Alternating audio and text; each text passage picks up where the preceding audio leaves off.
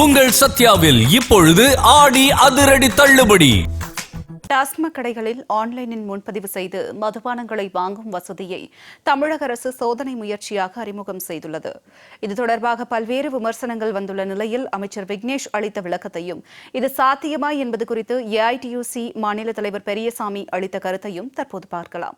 இதோட நோக்கம் என்ன அப்படின்னு சொன்னா, எங்களுடைய டாஸ்மாக் தொழிலாளர்களோட பணி சுமையை குறைக்கிறதுக்கும், அந்த கேஷ் ஹேண்ட்லிங் சொல்லுவாங்கள்ல, பணம் வாங்கி பணம் கொடுக்கறதுல இருக்கக்கூடிய அந்த சிரமங்களை தடுப்பதற்கும், நேராக கடைக்கிட்ட போய் அந்த கடை என்ன கொடுத்து அவங்களுக்கு எந்த மாதிரி மதுபானங்கள் வேணுமோ, என்ன ப்ராடக்ட் வேணுமோ, அந்த கன்சூமர் என்ன நினைக்கிறாரோ அதை செலக்ட் பண்ணி அதுலேயே பேமெண்ட் பண்ணி அந்த QR கோட் அந்த கடையில் காட்டினா மட்டும்தான் அந்த மதுபானங்கள் அவங்க என்ன பே பண்ணியிருக்காங்களோ அது கொடுக்க போகிறாங்க. ஸோ இதோட நோக்கம் என்னென்னா, தொழிலாளரோட பணி சுமை குறையும், அதே நேரத்தில் இந்த முறைகேடாக இந்த 10 ரூபா வாங்குறதும் பெரிதளவும் குறையும். ஏன்னா அதில் தெளிவாக சொல்லிடுவோம் எந்த அமௌண்ட் கொடுக்குறாங்களோ இந்த கன்சியூமர் முடிவு பண்ணுறது தான். ஸோ அதனால் இதை தவறான முறையில் ப்ரொஜெக்ட் பண்ண முயற்சி பண்ணுறாங்க. அப்படி நினைக்காதீங்க. இது அதுக்காக எடுத்த முன்னெடுப்பு கிடையாது. இந்த முயற்சியில் தவறில்லை.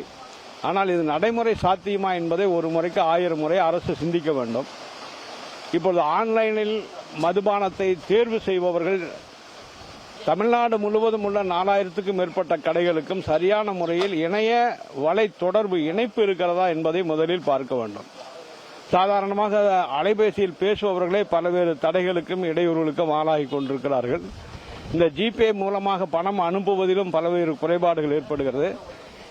ஒழுங்காக இணைய வலை தொடர்பு இல்லாத சூழலில் ஆன்லைன் வியாபாரம் செய்யலாம் என்கிற முயற்சி சரியான முயற்சியாக என்னை பொறுத்தவரையில் தெரியவில்லை. ஆனாலும் முயற்சிக்கு நாம் ஒத்துழைக்கலாம்.